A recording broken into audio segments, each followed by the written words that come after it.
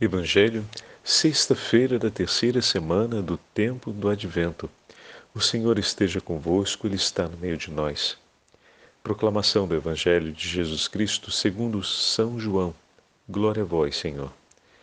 Naquele tempo, Jesus disse aos judeus: Vós mandastes mensageiros a João, e ele deu testemunho da verdade. Eu, porém, não dependo do testemunho de um ser humano, mas falo assim, para a vossa salvação. João era uma lâmpada que estava acesa e a brilhar, e vós, com prazer, vos alegrastes por um tempo com sua luz. Mas eu tenho um testemunho maior que o de João. As obras que o Pai me concedeu realizar, as obras que eu faço, dão testemunho de mim, mostrando que o Pai me enviou. Palavra da salvação. Glória a vós, Senhor. Sexta-feira da terceira semana do tempo comum. Em nome do Pai, do Filho e do Espírito Santo. Amém. Queridos irmãos e irmãs, a Santa Liturgia nos leva para o 5º capítulo do Evangelho de São João. E ouvimos o Senhor dizer que Ele veio dar testemunho do Pai e o Pai dará testemunho do Filho. Durante todos esses dias, temos com frequência escutado a respeito desse tema, o tema do testemunho. João veio para dar testemunho da luz. João veio para dar testemunho de Cristo. E o seu testemunho é válido. E foi acolhido pelo coração dos homens. E ontem nós vimos isso na narrativa do Evangelho de São Lucas, com uma delicadeza tão grande. Pois muitos foram aqueles que, estando longe do Senhor, ouviram a palavra de João, se aproximaram, acolheram no coração, e essa palavra que vem de junto de Deus, pois ali está aquele que é maior do que um profeta, essa palavra transformou a alma dos ouvintes, que em um ato de conversão decidiram endireitar o caminho, ou seja, orientar a vereda da vida na direção de Cristo Jesus, na direção da boa nova do Evangelho, na direção da verdade do Reino de Deus. Então, olha o efeito acontecendo que ontem o Senhor dizia, né? Vejam esse sinal. Quantos são os publicanos que se convertem? Quantos são aqueles que, ouvindo a voz de João, voltam o coração para Deus? E por fim o Senhor falava a respeito dos fariseus, dizendo: E vós que ouvistes tudo isso, mas não apenas, também vistes tudo isso, não foram apenas os vossos ouvidos que acolheram o anúncio de João. Vocês viram o que as palavras que foram anunciadas realizaram no coração daqueles que as ouviram. E viram um milagre acontecendo, o milagre da conversão de um pecador. Queridos irmãos e irmãs, friso mais uma vez esse tema. Um grande milagre de Deus, talvez o maior dos milagres do Senhor, é a conversão de um coração pecador. Acreditamos muitas vezes que os atos extraordinários, como a cura de uma enfermidade física, é um milagre em grau de grandeza muito elevado, mas um coração que volte para junto do Senhor, um coração que, caindo em si, reconhece os seus pecados e se submete à vontade de Deus, a ouvir a palavra do Senhor e a segui-lo. Esse é o milagre que alegra o inteiro céu. Como o próprio Senhor nos falou isso já claramente. E hoje no Evangelho, Jesus diz de maneira aberta: Eu, porém, tenho um testemunho maior que o de João. As obras que o Pai me encarregou de consumar. Tais obras eu as faço, e elas dão testemunho de que o Pai me enviou. Também o Pai que me enviou, Ele dá testemunho de mim. O Senhor, por aquilo que realiza, pelas obras que faz, assim como disse aos discípulos de João, manifesta claramente que Deus está com ele, que ele veio de junto do Pai, que ele é o Filho do Deus vivo, que está no meio de nós, em favor da nossa salvação. Então, vejam que maravilha, meus irmãos, é nós, nessa sexta-feira, antes de começarmos o itinerário que nos leva ao Natal, ou abrindo, né, o percurso da novena de Natal, poder olharmos juntos a maravilha dessa declaração de nosso Senhor. Ele dá testemunho do Pai, e o Pai dá testemunho dele.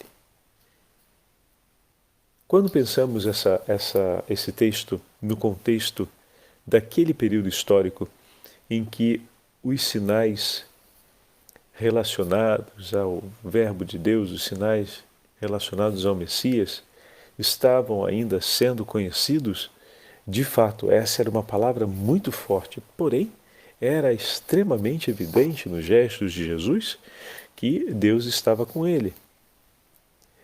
Mas nos nossos dias em que nós já conhecemos a Eucaristia, nos nossos dias em que já conhecemos o efeito da Palavra de Deus no mundo, nos nossos dias que já participamos dos sacramentos da Igreja, torna-se ainda mais evidente tudo aquilo que naquele período histórico de Israel não era tão evidente assim.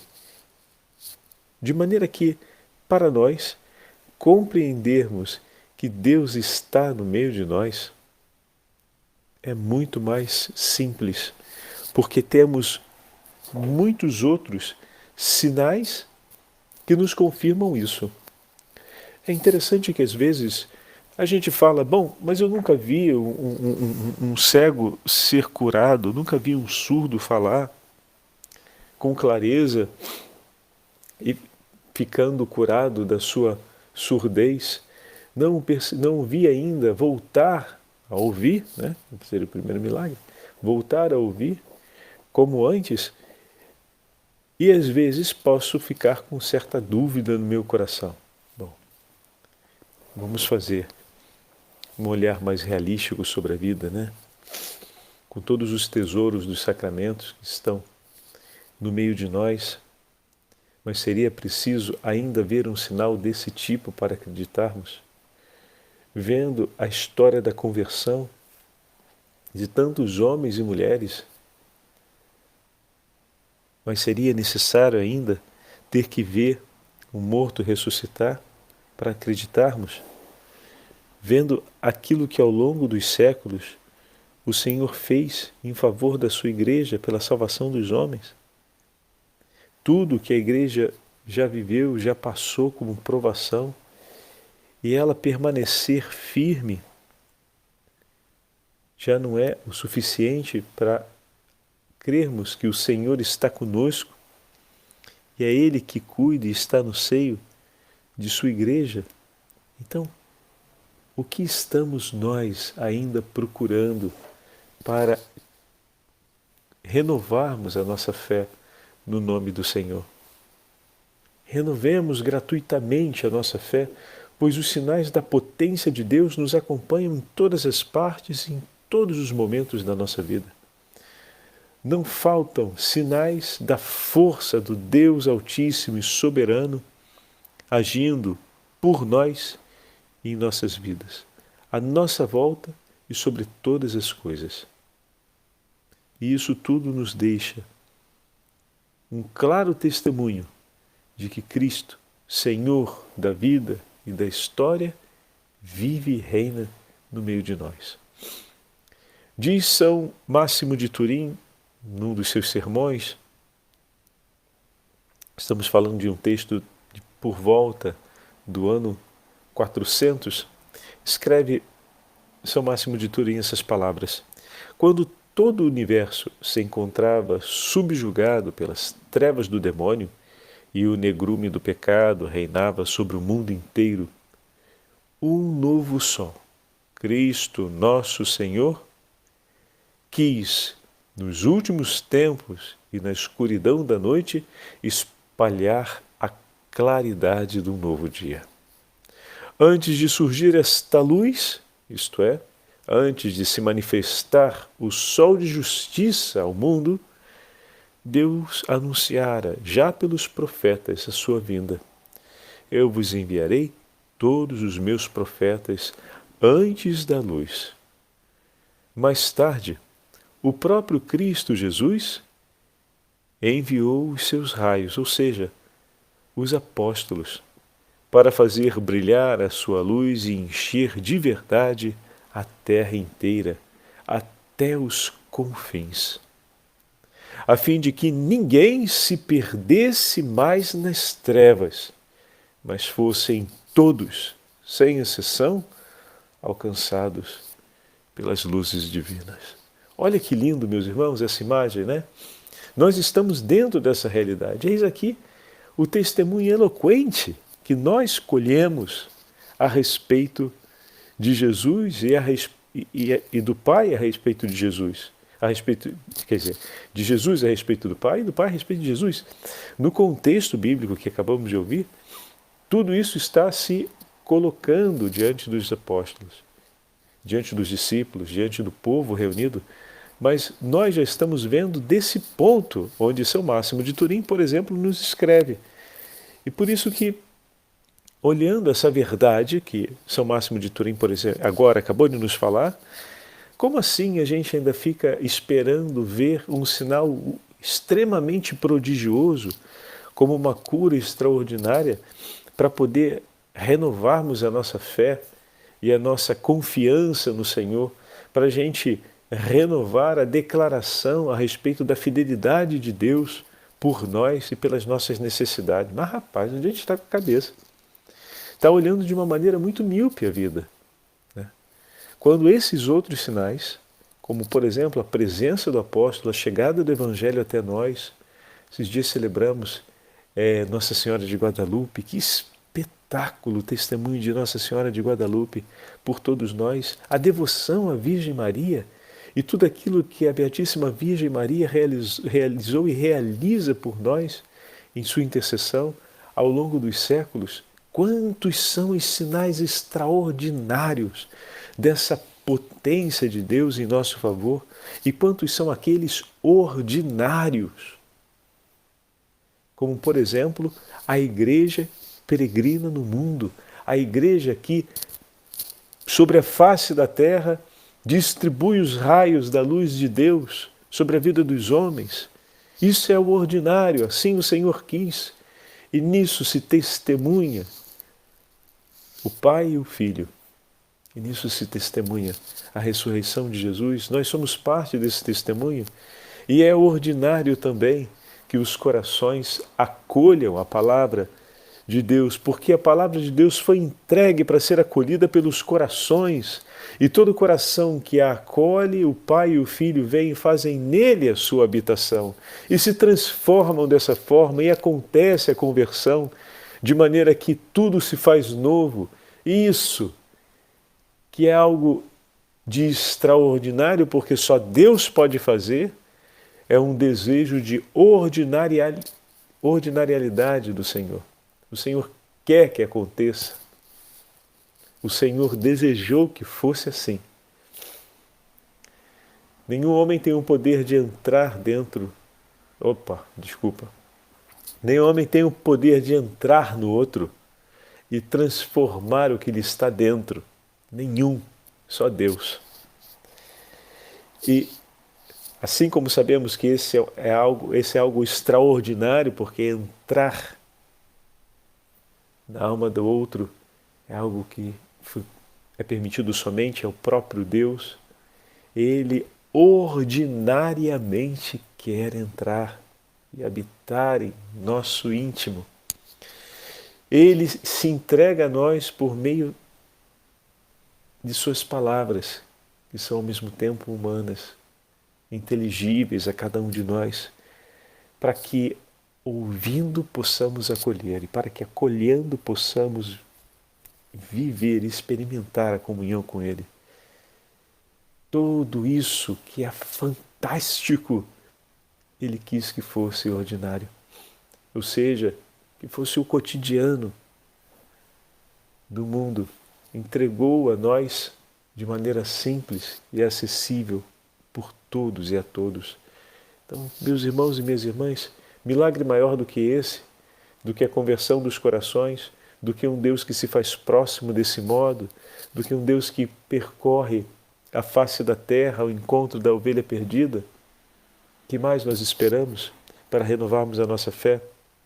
Que mais queremos ver para poder dizer que Jesus é o nosso Senhor e o Senhor de tudo em nossa vida? São Máximo de Turim continua ainda escrevendo e diz mais esse trechinho. Nós, os homens, recorremos a lâmpadas pequeninas para levar a cabo as nossas tarefas antes de o sol deste mundo nascer, ou para continuá-las depois que ele se põe. Também o sol, que é Cristo, teve uma lâmpada a preceder a sua vinda, como diz o salmista. Preparei uma lâmpada para o meu Cristo. O Senhor indica-nos quem é esta lâmpada ao dizer a respeito de São João Batista essas palavras. Ele era uma lâmpada que ardia e brilhava. E o mesmo João diz de si próprio, como se fora o fraco clarão de uma lanterna que se leva à frente de quem caminha.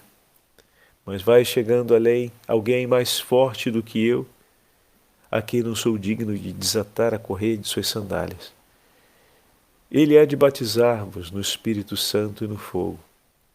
Ao mesmo tempo, percebendo que a sua luz havia de desvanecer-se perante os raios fulgurantes do sol, então João disse, ele é que deve crescer e eu diminuir.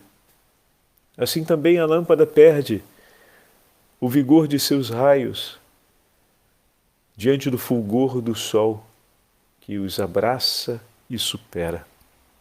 Com efeito, assim como o clarão de uma lanterna desaparece diante da luz do sol, do mesmo modo, o batismo de arrependimento de João perde o seu valor com a chegada da graça de Cristo, que todos nós recebemos no dia do nosso batismo.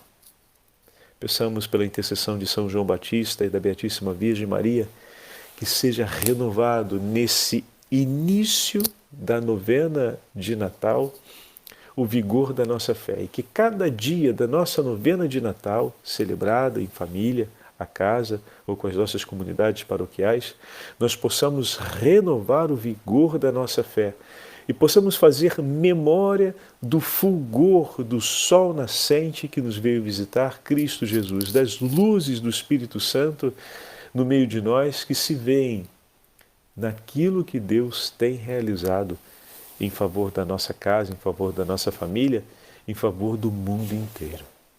O Senhor esteja convosco, Ele está no meio de nós. Pela intercessão da Beatíssima Virgem Maria e de São João Batista, abençoe-vos o Deus Todo-Poderoso, Pai, Filho e Espírito Santo. Amém.